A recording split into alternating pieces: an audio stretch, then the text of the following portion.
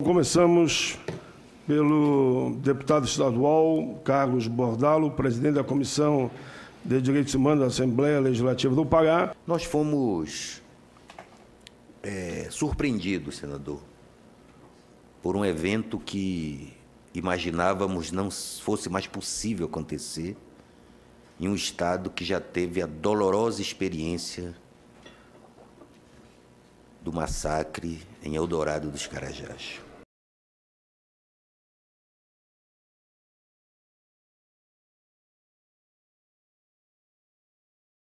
Do cidadão.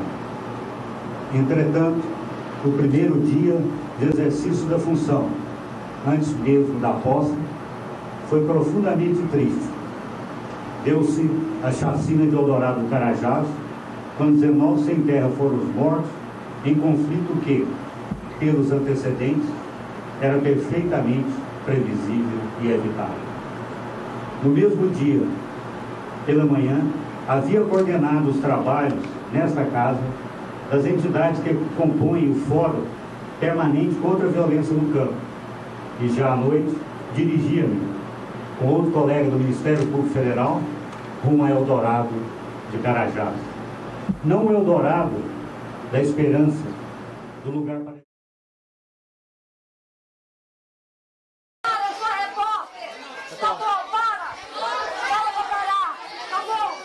Eu sou repórter! Pode sair, precisa sair. Vem! Vamos parar de fumar! Pronto! Só tem mulher e criança dentro, bicho. Só mulher e criança dentro. Só mulher e criança, avisa aí. Só tem mulher e criança lá, vem! Só mulher e criança Para dentro. para! Só tem mulher e criança aí dentro! Só tem mulher e criança lá! Só tem mulher e criança! Foi um dia bastante tenso, não se sabia o que ia acontecer, mas sabia-se que algo ia acontecer. Eu vi o ônibus da Polícia Militar de Parauapebas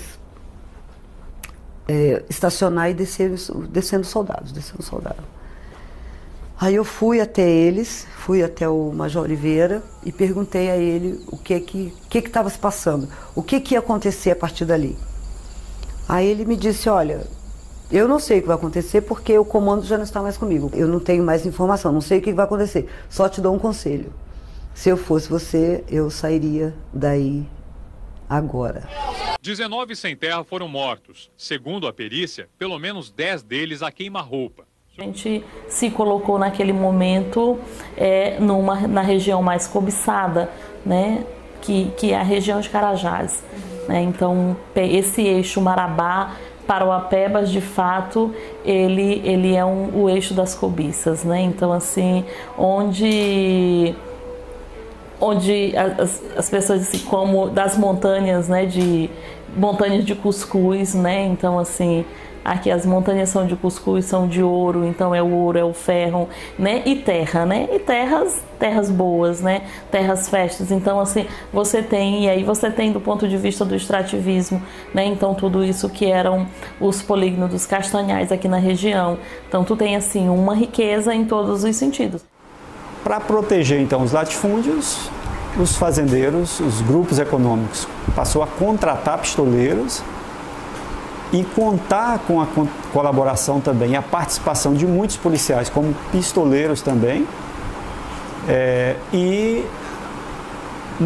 com a tentativa de proteger os latifúndios, passaram a assassinar dezenas de camponeses nessa região.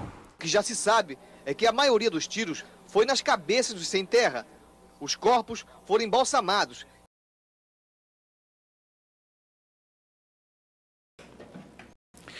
Bom, inicialmente nos surpreendeu o fato de que a cúpula da segurança do Estado, muito rapidamente, reproduziu a versão original de que teria havido um confronto na área de Pau d'Arco. E deste confronto teria resultado a morte de 10 pessoas, das quais uma mulher e 9 homens.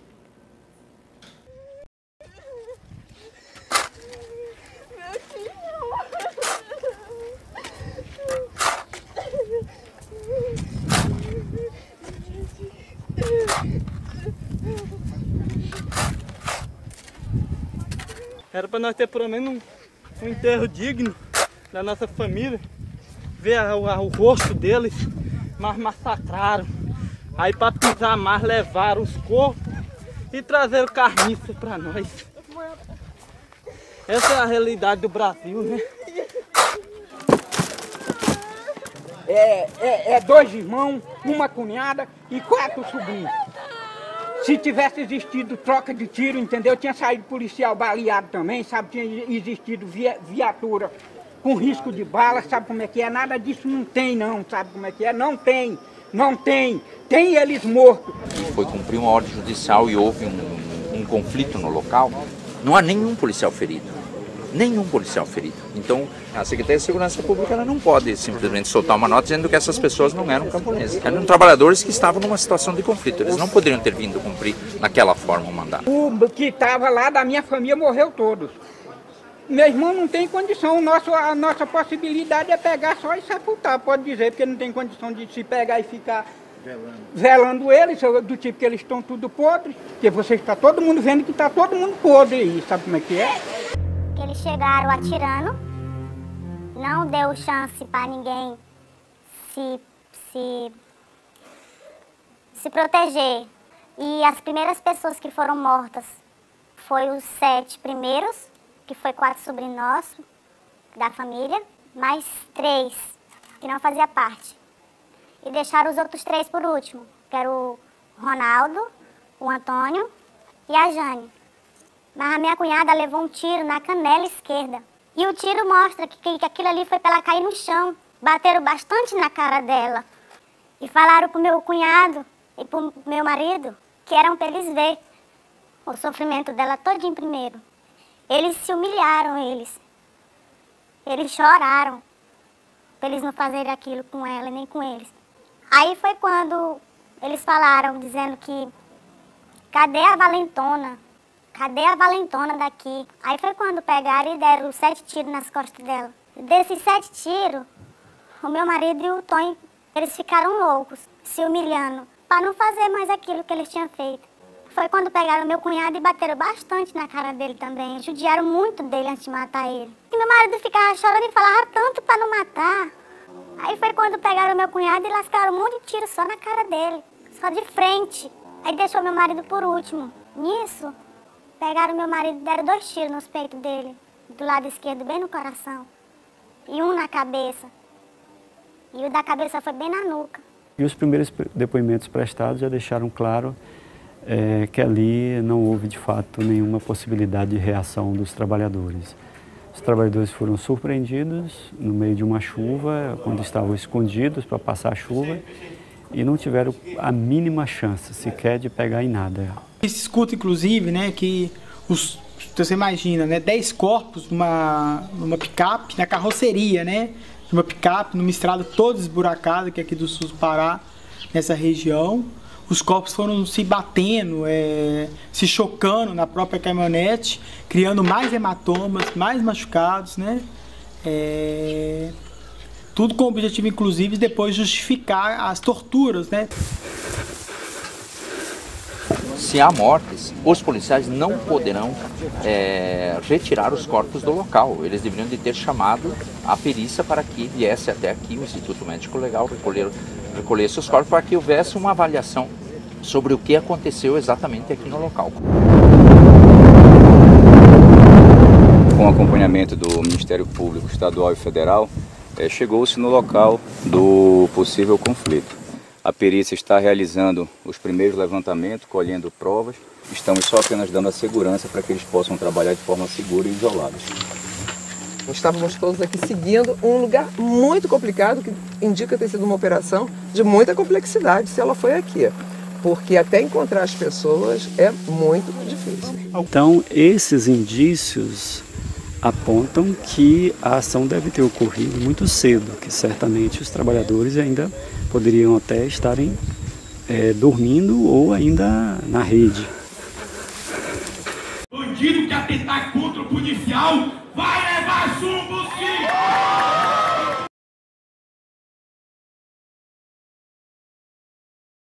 Eu estava, coincidentemente, numa reunião no Conselho Nacional de Direitos Humanos, onde o Ministério Público Federal tem assento, quando tive a notícia da chacina. É curioso porque, na véspera, nós tínhamos feito um grande ato público no Ministério Público Federal, presidido pelo próprio Conselho Nacional de Direitos Humanos, junto com o MST, CONTAG, CUT, MAB, todos os movimentos do campo, CIMI, CONAC, representantes de indígenas, quilombolas, já muito por conta de Conisa e Gamela, né, desse retorno da grande violência no campo e da morte antecedida de tortura. Afinal de contas, nós estamos num cenário que a reforma agrária está absolutamente paralisada, temos sinais legislativos de que esse quadro tende a piorar, esse MP 759, a CPI do INCRA e da FUNAI, tudo isso, né, deixando no campo um sinal muito, digamos, um sinal muito evidente de que um dos lados, nesse momento, teria vencido essa disputa e teria uma certa autorização para agir sobre trabalhadores e trabalhadoras rurais. Também nos assustou enormemente essa primeira versão que foi apresentada da Secretaria de Segurança Pública, rapidamente endossando que teria havido um conflito na área, né?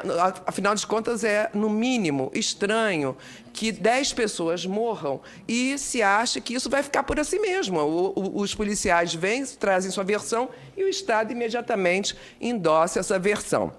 Então, os corpos foram transportados para 2 IMLs, um de Marabá e outro de Paraupebas. E desde do nosso trânsito até a redenção, já chegavam as dificuldades. Porque as promotoras designadas para acompanhar a perícia não podem tirar fotos. Porque as promotoras designadas não podem estar presentes na ocasião da perícia. E nós conseguimos encaminhar um protocolo da ONU sobre execuções policiais, em que um dos protocolos é exatamente a retirada de fotos, para que elas constem dos autos. Eu vou até o campo, onde ocorreram os fatos, e é uma fazenda abandonada, com um mato muito alto, o terreno extremamente acidentado, com muita água, de dificílimo acesso. E aí é muito curioso como ali teria ocorrido um confronto onde a polícia reage, 10 trabalhadores rurais morrem, nenhum policial sai sequer ferido. A outra coisa que chamou a atenção é essa naturalização nessa região da segurança armada. Não só essa fazenda, todas as outras contam com essa questão de segurança armada. Nós começamos a escutar policiais. A primeira coisa curiosa que ele informa é que essa segurança privada da Fazenda Santa Lúcia acompanhou a força policial que foi no enfrentamento aos ocupantes, trabalhadores, trabalhadoras rurais. E é a coisa mais surpreendente, né? Porque o Estado, que conta com uma força policial, se faz acompanhar de uma empresa de segurança privada, antagonista, que existe ali para tirar trabalhador rural. Primeira coisa, por que adulteraram a cena do crime? Por que tiraram os corpos do local? Há um protocolo da Segurança Pública no Pará, acho que do Tribunal de Justiça, acho que talvez até do próprio CNJ, que em reintegrações de posse, em conflitos com trabalhadores rurais, não sejam deslocadas forças de segurança locais, e sim da capital, para evitar exatamente essa relação conflituosa do dia a dia, do cotidiano. E aí a primeira versão que aparece é a seguinte: não, mas isso não era um conflito agrário. Isso era bandido ocupando área e armado. Então não foi uma questão de conflito agrário. Foi uma questão de evitar criminalidade. E aí não tem que seguir protocolo nenhum em relação a conflito agrário. Aí a primeira pergunta que eu faço é: mas então por que a delegacia especializada em conflito agrário foi quem pediu a busca e apreensão? Por que então a delegacia especializada em conflito agrário foi quem comandou a operação? Ela não só estava presente, ela comandou a operação. Na sequência, eu fui ouvir familiares, todos muito desconfiados de início, mas, de repente, começam a aparecer os sobreviventes. Os sobreviventes são a grande surpresa nessa história, porque eles não sabiam que no dia anterior, não sei se a FETRAF, mas alguma organização do campo tinha se organizado e levado vários outros trabalhadores e trabalhadoras rurais para a área. Então, o número era muito superior ao que eles imaginavam. E houve sim sobreviventes e houve sim testemunhas. O que as testemunhas falam? Os depoimentos de sobreviventes relatam. A polícia chegou, houve uma rendição. As pessoas foram rendidas.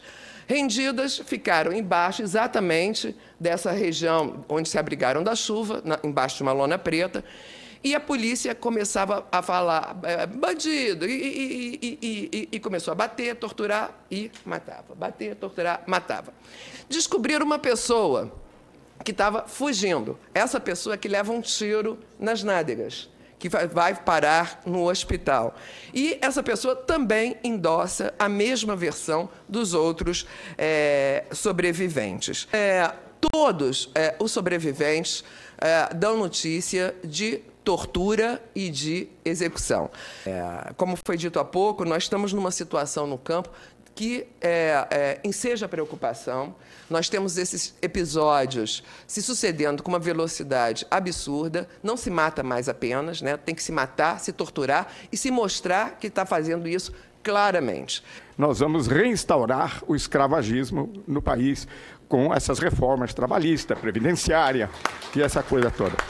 São retrocessos em cima de retrocessos. O ser humano de origem pobre não vale mais nada. Portanto, mata-se, enfia-se dentro de um saco de lixo e joga-se em cima de uma caminhonete com o mais absoluto despudor.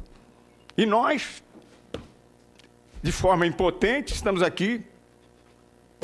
Para mim, ouso dizer, há sim uma anuência, uma cumplicidade do Estado. E isso é que nós temos que combater. Até 24 de maio, existiam ordens judiciais que justificaram a nossa presença nesta localidade, nesta propriedade. A partir do dia 24, só a investigação policial, com todo o respeito, deputado Bordalo, ao relatório que foi confeccionado, que tem um conhecimento rico, assim como existem outros relatórios também que foram confeccionados sobre o fato, mas a investigação policial é que trará a verdade sobre o acontecido. Mas que ninguém tinha ordem de atirar e matar, né? Não tenho dúvida alguma disso. Jamais. Vida humana só pode ser tirada mediante o que é verificado no Código em legítima defesa, seja de si ou de terceiro. Que não foi o caso. Então está claro isso. Senador, só a investigação, com todo o respeito à sua pessoa e da sua luta. Claro, mas não estou afirmando. Estou afirmando que até o dia 24... Você tem todo o direito de afirmar, sim, como mediante os fatos de tudo que eu vi aqui, eu tenho também o direito de ter a minha opinião. Não tenho dúvida alguma disso, senador. Eu volto a afirmar, com respeito à sua luta e com respeito à sua pessoa, eu tenho certeza que a sua opinião é de grande valia, mas também temos uma opinião formada a este respeito, e para nós está claro que até a data de 24 estivemos lá mediante uma decisão da Justiça. Se era o melhor momento, isso vai ser investigado dentro da investigação, ou seja, dentro do inquérito policial.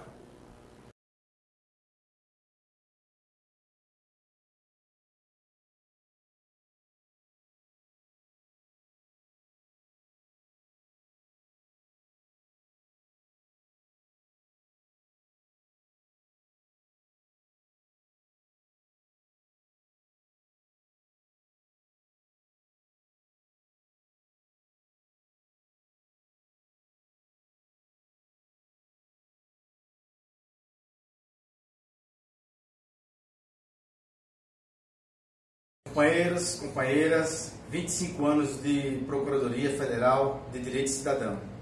Nosso reconhecimento a essa grande luta, a esses 25 anos de muita dedicação ao direito do povo brasileiro. Nosso agradecimento e reconhecimento do papel fundamental que tem cumprido essa Procuradoria. E nesse momento histórico, duas coisas que eu queria lembrar. Primeiro é o massacre do Carajás, que essa Procuradoria denunciou e esteve junto e acompanhando toda a denúncia. Infelizmente, passados 21 anos, continua impune. Mas, no momento atual, o massacre de Pau d'Arco identificando os assassinos e havendo punição. E quando há punição, o crime diminui. E no segundo momento, nós queríamos reconhecer, nesse momento atual que o Brasil atravessa, uma forte crise econômica, uma crise econômica e uma crise política muito forte, também uma crise institucional. E a Procuradoria nos ajuda a fortalecer os movimentos, os direitos, para que a gente possa combater as desigualdades. E essa é a defesa da democracia, sobretudo pelo direito à liberdade, sem distinção de cor, de classe, de gênero. Nosso agradecimento à passagem desses 25 anos e que nos próximos 25 anos a nossa democracia seja fortalecida e a Procuradoria seja cada vez mais uma voz ativa dos povos que necessitam de uma instituição forte para defender nossos direitos. Bom, na parceria que o Conselho Nacional e a PFDC têm desenvolvido, o caso talvez mais relevante da atuação recente, que remonta a maio de 2017, foi essa ida até Redenção Pau d'Arco por ocasião daquela chacina de 10 camponeses, né, na fazenda Santa Lúcia. Foi aí que, vamos dizer assim, sociedade civil, poder público, Estado brasileiro, representado pela PFDC, fomos até esse local representando o Conselho Nacional de Direitos Humanos. E aí, a relação que nós temos com a sociedade civil, com as organizações que atuam nesse território e as relações que a PFDC tem com os procuradores e procuradoras da República que atuam também nesses territórios, foi fundamental para poder apoiar as ações, por exemplo, do Ministério Público Estadual, dos advogados e advogadas populares, dos defensores e defensoras de direitos humanos naquele território que estavam, vamos dizer assim, correndo riscos altíssimos, e isso, vamos dizer assim, permitiu que a investigação se alinhasse e, de fato, chegasse principalmente à autoria. Os mandantes ainda estão sendo investigados, mas se a gente considerar outros casos, esse caso ele já teve, vamos dizer assim, um início bastante exitoso, apesar de que, vamos dizer assim, todos nós, obviamente, não queríamos ter tido essa grave chacina que retirou a vida de 10 trabalhadores, mas a nossa missão é justamente unir defensores e defensoras de direitos humanos que atuam na sociedade civil, defensores e defensoras de direitos humanos que atuam nos poderes públicos para somar forças e poder levar à frente a defesa, a promoção e a garantia dos direitos humanos no Brasil.